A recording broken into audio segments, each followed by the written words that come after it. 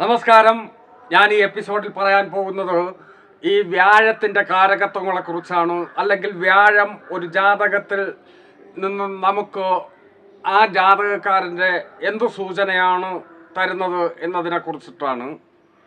അതിനു മുമ്പ് ഒരു കാര്യം, നമ്മുടെ കമൻറ്റ് ബോക്സിൽ ഒട്ടനവധി സംശയങ്ങൾ ചോദിച്ചിട്ടുണ്ട്. ഈ സംശയങ്ങൾക്കെല്ലാം ഉത്തരം ഞാൻ മുമ്പ് എൻ്റെ മുൻ എപ്പിസോഡുകളിൽ പറഞ്ഞിട്ടുള്ളതുമാണ്. ഈ വ്യാഴം ഈ 9-ാം ഭാവപതി അവിടെ നിന്നാൽ ഒരു രാശിയിൽ നിന്നാൽ എന്ത്, അല്ലെങ്കിൽ മറ്റ് ഗ്രഹങ്ങൾ ഇത്രാം ഭാവത്തിൽ നിൽക്കുന്നു, ഈ രാശിയിൽ നിൽക്കുന്നു, അതിൻ്റെ ഫലമെന്ത്, ദൃഷ്ടി ചെയ്താൽ ഒരു ഫലം, ഇതൊക്കെ ഞാൻ ഓരോ ഭാവത്തിൽ ഓരോ ഗ്രഹവും നിന്നാൽ, രാശിയിൽ നിന്നാൽ, ഇതൊക്കെ ഞാൻ പറഞ്ഞു വച്ചതാണ് വിശദമായി ഓരോ എപ്പിസോഡുകളിലായി. അതുകൊണ്ട് തന്നെ എൻ്റെ മുൻ എപ്പിസോഡുകൾ സെർച്ച് ചെയ്ത് കാണുക. വീനസ് യൂട്യൂബ് ചാനൽ സെർച്ച് ചെയ്താൽ, ഞാൻ മുമ്പേ പറഞ്ഞിട്ടുണ്ട്, സെർച്ച് ചെയ്താൽ ഒരു വീഡിയോ ഇങ്ങനെ വന്ന് കിടക്കും. എൻ്റെ അതിൽ ഓൺ ചെയ്യരുത്, താഴെ ഒരു ഫോട്ടോ പ്രൊഫൈൽ ഇങ്ങനെ കാണും, അതിൽ ടച്ച് ചെയ്യുക. ടച്ച് ചെയ്യുമ്പോൾ ഈ ചാനലിൻ്റെ ഹോം പേജിലെത്തുകയും അവിടെ വീഡിയോസ് എന്ന് പറഞ്ഞ് എഴുതി കാണിച്ചിരിക്കും. അതിൽ ടച്ച് ചെയ്താൽ ഞാനിട്ട എല്ലാ വീഡിയോകളും, അവസാനമിട്ട വീഡിയോ ആദ്യവും, ആദ്യമിട്ട വീഡിയോ അവസാനവുമായിട്ട് ഓർഡറായിട്ട് കാണാം. അപ്പോൾ അങ്ങനെയാണ് എല്ലാ പേരുടെ മൊബൈലിൽ നിന്നും ആ വീഡിയോസ് എടുക്കുന്നത്, അങ്ങനെയാണ്. അപ്പോൾ നമുക്ക് കാര്യത്തിലേക്ക് കിടക്കാം. വ്യാഴം ഒരു പ്രധാനപ്പെട്ട ഗ്രഹം തന്നെയാണ്. ദേവതാ സങ്കല്പങ്ങളിൽ മഹാവിഷ്ണുവിനെ പ്രതിനിധീകരിക്കുന്നു എന്നാ പറയുക. സൂര്യന് പരമശിവൻ, അൾട്ടിമേറ്റ് പവർ. അതുപോലെ തന്നെ ഈ വിഷ്ണു സങ്കല്പത്തിനും ഈ മഹാ എന്ന് അതിനു മുമ്പ് കൊടുത്തിട്ടുണ്ട്. വേറൊരു ദൈവങ്ങൾക്കും അങ്ങനെ കൊടുത്തിട്ടില്ല. മഹാശ്രീകൃഷ്ണൻ അല്ലെങ്കിൽ മഹാഗണപതി അങ്ങനെ കൊടുത്തിട്ടില്ല. ലക്ഷ്മി ദേവിക്ക് മാത്രം മഹാലക്ഷ്മി എന്ന് കൊടുത്തിട്ടുണ്ട്. മറിച്ച് മഹാവിഷ്ണു അത്രത്തോളം മഹത്വമേറിയത് എന്നർത്ഥം. ഈ ബുധനെപ്പറ്റി പറഞ്ഞുകൊണ്ടിരുന്നപ്പോൾ ആദ്യം ആചാര്യൻ തുടങ്ങി വെച്ചത് പാണ്ഡിത്യം എന്ന് പറഞ്ഞിട്ടാണ് തുടങ്ങി വെച്ചിരിക്കുന്നത്. പക്ഷേ ഇവിടെ നോക്കൂ, ജ്ഞാനം എന്ന് പറഞ്ഞു വെച്ചിരിക്കുന്നു. പാണ്ഡിത്യവും ജ്ഞാനവും തമ്മിൽ ഒരുപാട് വ്യത്യാസങ്ങളുണ്ട്. പാണ്ഡിത്യം എന്ന് പറഞ്ഞാൽ ഒരു വിഷയത്തെപ്പറ്റി ആധികാരികമായി പഠിക്കുക, അറിവ് നേടുക. ജ്ഞാനം അതല്ല. അത് പള്ളിക്കൂടത്തിലെന്നോ വിദ്യാലയത്തിലെന്നോ വീട്ടിൽ നിന്നോ കിട്ടുന്നതല്ല. അത് ഒരുവനിൽ സ്വയം ഉരുവാകേണ്ടതാണ്, ആത്മവിചിന്തനം കൊണ്ട്. കേട്ടിട്ടില്ലേ പഠനം, മനനം, ഖനനം എന്നൊക്കെ? ശ്രീ ബുദ്ധന് ജ്ഞാനം കിട്ടിയത് അയാൾ നടത്തിയ ആത്മവിചിന്തനങ്ങളും ധ്യാനങ്ങളും കൊണ്ട്, എല്ലാവരും പഠിപ്പിച്ചു കൊടുത്തതല്ല. ക്രിസ്തുദേവന് ജ്ഞാനം കിട്ടിയത് ഒരു പള്ളിക്കൂടത്തിലും പോയിട്ടല്ല. നാരായണ ഗുരുവിന് ഇങ്ങനെ ഒട്ടനവധി പേർക്ക് ജ്ഞാനമുണ്ടായത് അവരുടെ ആത്മവിചിന്തനങ്ങളിൽ നിന്നാണ്. ഞാനീ പറഞ്ഞ ഇത്തരം മഹത്തുക്കൾ ഒന്നുമായില്ലെങ്കിലും സാധാരണക്കാരിൽ സാധാരണക്കാരായ നാം, ഏത് മേഖലകളിൽ പ്രവർത്തിക്കുന്നവരും ആയിരുന്നാലും, ജ്ഞാനം, ആത്മവിചിന്തനത്തിലൂടെയുള്ള ജ്ഞാനം അത്യാവശ്യമാണ്. നമ്മളൊക്കെ ചില പ്രതിസന്ധികളിൽ, ചില കുരുക്കുകളിൽ അകപ്പെടുമ്പോൾ ഈ ജ്ഞാനബോധം നമ്മെ സഹായിക്കും. സഡനായിട്ട് ഏതു മേഖലയിൽ പ്രവർത്തിക്കുന്നവനായിരുന്നാലും, ഒരു ഡോക്ടർ തൻ്റെ പ്രിയപ്പെട്ട രോഗിയെ ഓപ്പറേഷൻ ചെയ്തുകൊണ്ടിരിക്കുകയാണ്. ഹൃദയ ശസ്ത്രക്രിയ നടത്തുമ്പോൾ അയാൾ അന്ന് വരെ പഠിച്ചിട്ടില്ലാത്തതും കണ്ടിട്ടില്ലാത്തതുമായ പ്രതിഭാസം അവിടെ കാണുമ്പോൾ എന്ത് ചെയ്യണമെന്നറിയാതെ പകച്ചു നിൽക്കുമ്പോൾ, ഒരല്പം നിമിഷാർത്ഥങ്ങൾ മാറി മറിഞ്ഞാൽ ഒരു ജീവൻ നഷ്ടപ്പെടും എന്നുള്ള അവസ്ഥയിലെത്തുമ്പോൾ അയാൾക്ക് അപ്പോൾ ഒരു ബോധമുണ്ടാവുകയും അയാൾ ചെയ്യുകയും രക്ഷപ്പെടുകയും ചെയ്യും. 100-300ഓളം യാത്രക്കാരുമായി പറന്നുകൊണ്ടിരിക്കുന്ന വൈമാനികൻ പെട്ടെന്ന് വിമാനം അപകടത്തിലാകും എന്ന ബോധം ഉദിക്കുമ്പോൾ തനിക്കും മറ്റുള്ളവർക്കുമായി പെട്ടെന്ന് അയാൾ പഠിച്ചതിനും അപ്പുറം എന്തെങ്കിലും ചെയ്ത് വിമാനം ലാൻഡ് ചെയ്യിക്കേണ്ടി വരും, യാത്രക്കാരെ രക്ഷപ്പെടുത്തേണ്ടി വരും. ഇതൊക്കെയാണ് നമ്മുടെ പ്രവർത്തന മണ്ഡലങ്ങളിൽ പഠിത്തത്തിനും അപ്പുറം, പള്ളിക്കുടങ്ങൾക്കും അപ്പുറം, വീട്ടിലെ പാഠങ്ങൾക്കും അപ്പുറം സ്വയം ആത്മവിചിന്തനത്തിലൂടെ കിട്ടുന്ന ജ്ഞാനം. അത് ജ്ഞാനമാണ്. നോക്കൂ, ബുദ്ധന് ജ്ഞാനം കിട്ടിയത് കൊണ്ട് അയാളുടെ ആത്മവിചിന്തനത്തിലൂടെ നടത്തി ബോധോദയം കിട്ടിയത് കൊണ്ട് ലോകത്തെ മാറ്റിമറിക്കുന്ന അനേക ജീവിതങ്ങൾക്ക് പ്രകാശം പരത്തുന്ന ആശയങ്ങൾക്ക് അയാൾക്ക് കഴിഞ്ഞു. അപ്പം നമുക്ക് ആചാര്യൻ എന്താണ് പറഞ്ഞു വച്ചിരിക്കുന്നതെന്ന് നോക്കാം.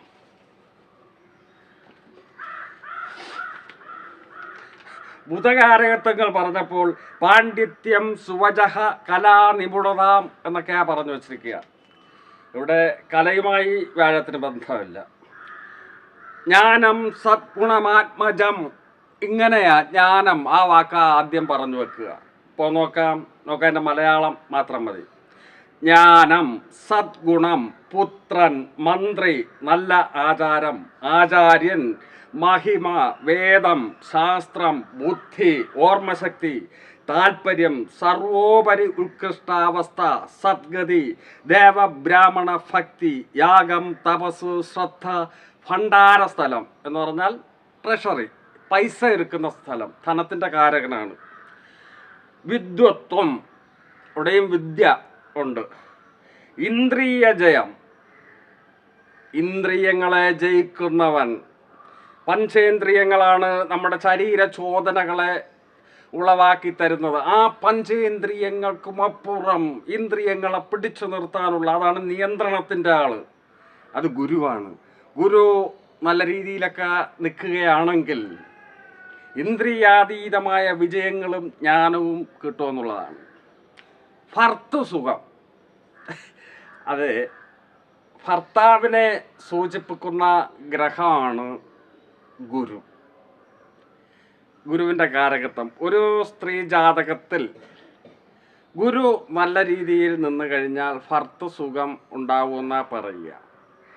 പുരുഷ ജാതകത്തിൽ ശുക്രനാണ് ഭാര്യാകാരകനും വിവാഹകാരകനും.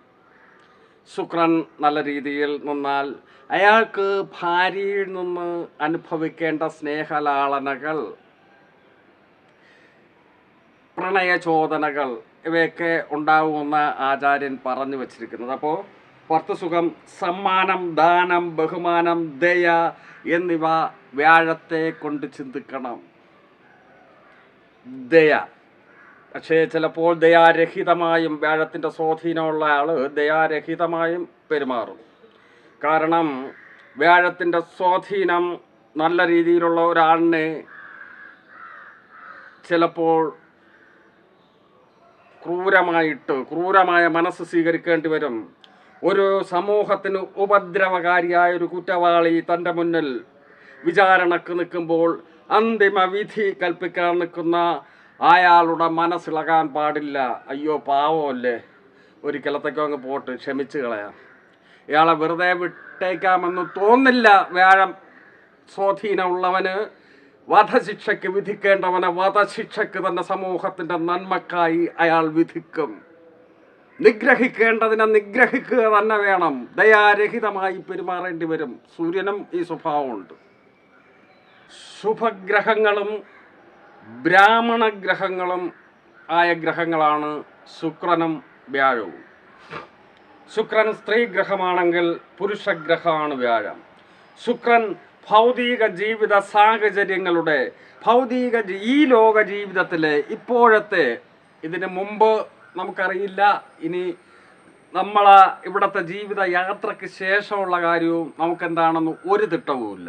പക്ഷേ ഇപ്പോൾ മനുഷ്യരൂപമെടുത്ത് ഇരിക്കുന്ന ഈ ജീവിതയാത്രയിലെ സുഖ സൗകര്യങ്ങൾ, ഭൗതിക സുഖ സാഹചര്യങ്ങളുടെ സംഗതി തരുന്നത് ശുക്രനാണെങ്കിൽ ഭൗതിക സുഖങ്ങൾക്കുമപ്പുറം പൂർവ്വതലമുറയുടെ പൂർവ്വജന്മം പുണ്യം ഇവയുടെയും മറ്റ് ഗുരുനാഥന്മാർ എന്നാൽ ഈ ആരാധനയുമായി ബന്ധപ്പെട്ട എല്ലാ കാര്യങ്ങളും ഇവിടെ പറയുന്നുണ്ട്. ഭർത്താവിൻ്റെ കാരകൻ, പുത്രൻ്റെ കാരകൻ, സന്താനം ഉണ്ടാകുമോ ഇല്ലയോ ഇയാൾക്ക്, അതൊക്കെ വ്യാഴത്തെ കൂടെ പരിശോധിച്ചാണ് സന്താനം ഉണ്ടാകുമോ ഇല്ലയോ എന്നൊക്കെ ഒരു ജ്യോതിഷി ഒരു നിഗമനത്തിൽ എത്തുക. ധനത്തിൻ്റെ കാരകൻ വ്യാഴമാണ്. അതുപോലെ തന്നെ ജാതകത്തിൽ മറ്റ് ഗ്രഹങ്ങൾ എന്തെങ്കിലും ദോഷവശാലുള്ള സൂചന തരുന്നു എങ്കിൽ വ്യാഴത്തിൻ്റെ ഒരു ദൃഷ്ടിയോ സാന്നിധ്യമോ കൊണ്ട് അത് പരിഹരിക്കപ്പെടും എന്നാ പറയുക.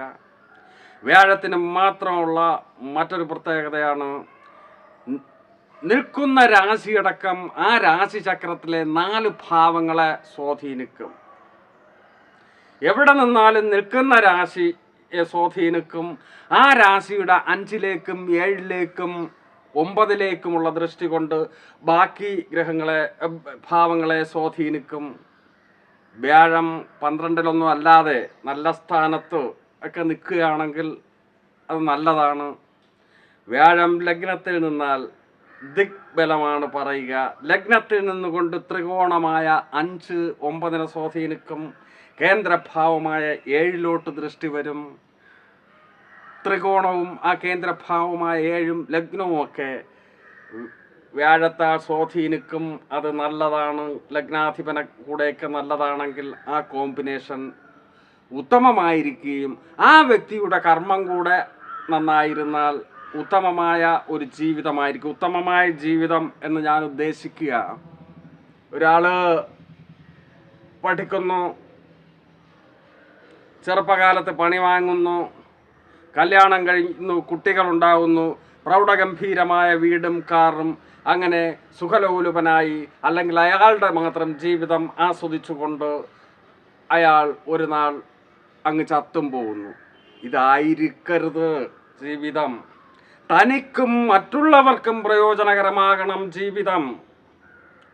ഇവിടെ നിന്ന് അങ്ങോട്ടേക്ക് കെട്ടിയെടുക്കുന്നതിന് മുമ്പ് നമ്മുടെ സഹജീവികൾക്കായി എന്തെങ്കിലും കാര്യങ്ങൾ പ്രദാനം ചെയ്യപ്പെടണം. ഒരു തിരിവട്ടം കൊളുത്തി വെക്കപ്പെടണം.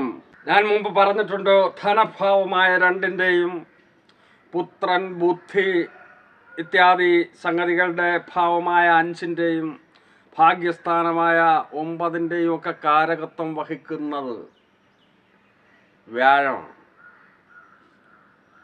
എല്ലാ നല്ല ഗുണങ്ങളും ഇന്ദ്രിയാതീതമായതും അല്ലാതെ ഗുരുനാഥൻ, യാഗങ്ങൾ, ദൈവീകപരമായ കാര്യങ്ങൾ, ഇതൊക്കെ കാരകത്വം വഹിക്കുക വ്യാഴമാണ്. ഈ ഒരു ജാതകത്തിൽ എടുത്തുചാട്ടത്തിൻ്റെയും മുൻകോപത്തിൻ്റെയും ഒക്കെ ഒരു ഊർജ്ജസ്വലതയുടെയും ആളായ കുജനാണ് ആ ജാതകത്തെ സ്വാധീനപ്പെടുത്തുന്നതെങ്കിൽ അയാളുടെ മനോഭാവവും പ്രവൃത്തിയും ആ മട്ടിലായിത്തീരും.